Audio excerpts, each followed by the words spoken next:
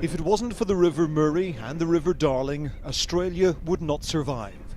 The great river system irrigates large parts of this dry continent, but the nation's huge thirst has created a crisis.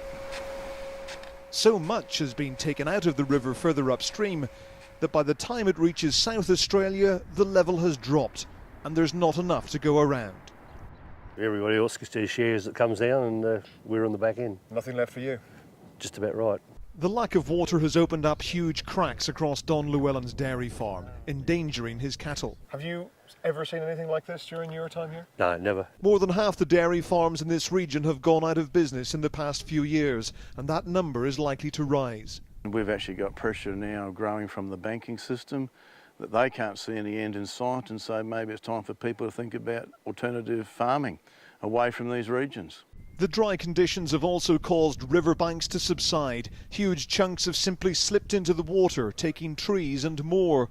3 cars parked on this bank were swallowed up and haven't been seen since.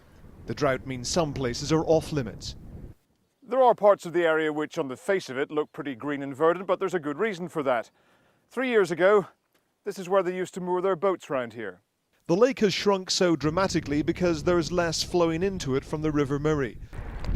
There's bitter rivalry between the individual states which make up Australia over their access to water. People have got a choice. We can sell our water, we can lease our water, but we do not have the right to kill a river system. It's not just farmers facing disaster. Lake Albert is dying. Fishermen can see their livelihood disappearing in front of them. 3 years ago, the water was another 5 or 6 feet higher than this. It would have been over my head and it would have been up to your shoulders. The lack of fresh water flowing into this 60 square mile coastal lake means it's now 7 times saltier than the sea. And as the region heads into another hot summer, it's going to get a lot worse.